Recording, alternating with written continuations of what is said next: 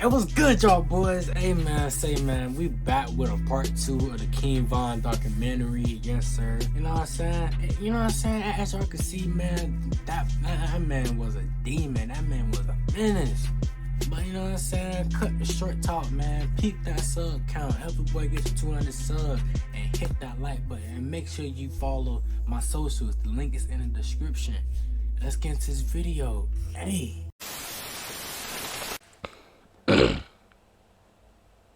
In November 2012, King Von would be tweeting openly about killing. He'd say that he was the go-to guy for hits in his area. He'd also say that he was the captain of the drill team, tweeting about murder and homicide, saying that he's a hitter by himself, and that the whole of O-Block are coming for their ops. He would even tweet that he was sacrificing people, as well as bizarre tweets about how much he liked cereal, something that I personally believe was a coded message indicating that Von was beginning to see himself as a serial killer, something that he would continue to do throughout his career. From here, Von would continue tweeting about wanting to shoot his ops in the face and get up close and personal, alluding to committing murder and tweeting that he had big balls and does things that other people would only dream of doing. King Von would boldly tweet that he will never get convicted of a murder, saying that he would never set himself up to go down for a body. He would mock his ops, saying some make it out alive and some make it onto the news and die. Also during this time, Von would even react to Barack Obama winning the 2012 election, something ironic considering the fact that Michelle Obama apparently also hailed from O-Block. But even in celebrating this monumental news, Von would also tweet that a black president with ties to his city simply wouldn't stop him from killing his ops. On November the 7th, 2012,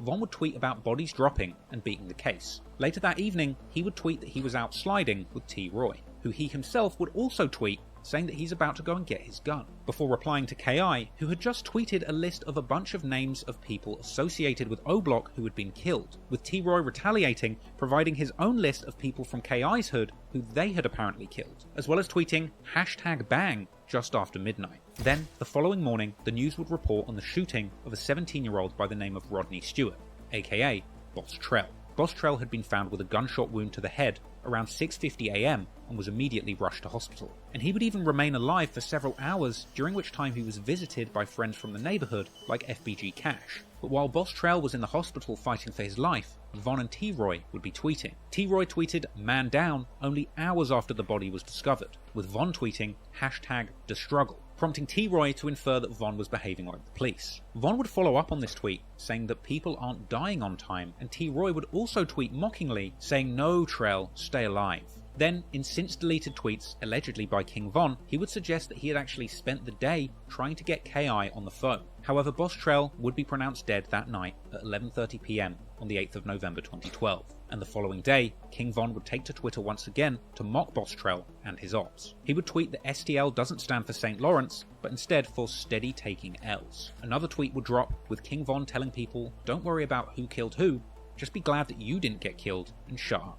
This was followed by another tweet aimed at BOSSTRELL, saying "lol, you ain't a boss to me." Many theories suggested that T-Roy and Von, and possibly others, were involved in this murder. Some have said that it was T-Roy, others have said that it's Von, or potentially even the two of them together. But it is worth mentioning that there's an alternative theory that BOSSTRELL was actually murdered by someone completely unrelated to this feud, who was apparently trying to retrieve a gun that had been taken from him. But regardless of who was responsible, Von and T-Roy were certainly happy to see BOSSTRELL gone, and they would continue to tweet boldly about it publicly. Their ops on Twitter would warn T-Roy over the disrespect, but for King Von, tweeting about the murders going on in the streets was a must. Von would post saying that the ops are dying frequently and that he doesn't plan on slowing down. He would say that he will kill an op anywhere, and once again reference cereal, saying that he eats cereal after shooting people, another hint in the ongoing joke that Von is indeed becoming a serial killer. Von would even mock the ops for having funerals. He simply didn't care what anybody thought. It seemed that Von was hell-bent on killing his enemies, and he would be hell-bent on tweeting every single time something negative occurred in the streets. However, Von's days would be numbered, and following the next hit that he was implicated in, he would tweet once again, perhaps a little too recklessly this time, finding himself behind bars for over a year.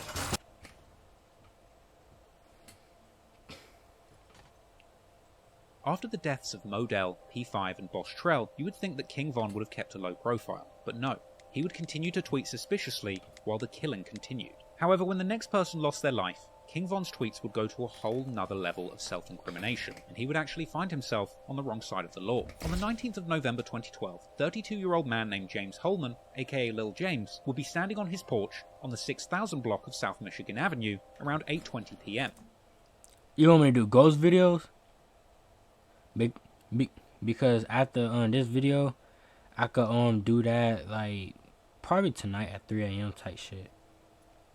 At this point, 4 people would approach his property, opening fire, shooting him in both the arm and chest, with him being pronounced dead in hospital less than an hour later. Only 23 minutes after this murder, Von would tweet, "Man, not on anything," followed by another tweet reading, "Clown ass." Von was mocking somebody, but we didn't know who or what for. Meanwhile, T-Roy would put out a tweet asking if somebody got shot yesterday. And then, only 6 hours after the shooting, Von would tweet that he kills GDs often. And then, in another rare deleted tweet that somebody else from O-Block quote-tweeted just 21 minutes later, Von would apparently brag that he has killed 5 GDs and shot 10. With a later news article even confirming that James Holman, the man who was killed most recently, was indeed a gangster disciple. Furthermore, a police report on the Lil James murder would describe the shooter's height and build, which apparently matched Von's description.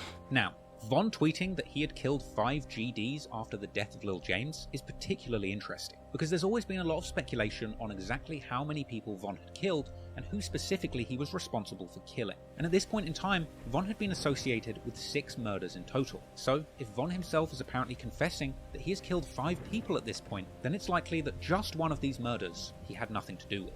From here, Von would continue to tweet throughout the day, saying things like, "Dissing him will get your people killed," and another asking openly who made Crack Block, another reference to the murder of Crack, or P5.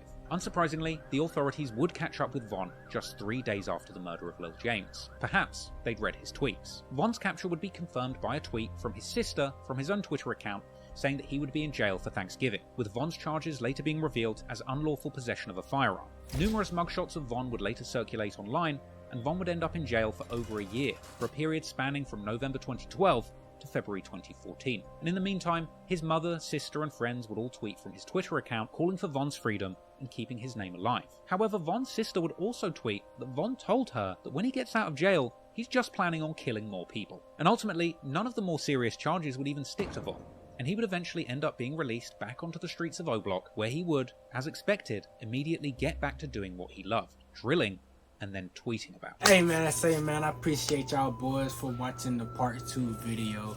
You know what I'm saying? Y'all know what to do. Smash that subscribe button, smash that like button. Yes sir, show your boys some love. And make sure you make your way and follow my Instagram, man. Help me get to 1,000 followers. All my socials is in the link in the description. I catch you guys in this video and we out. Yes sir!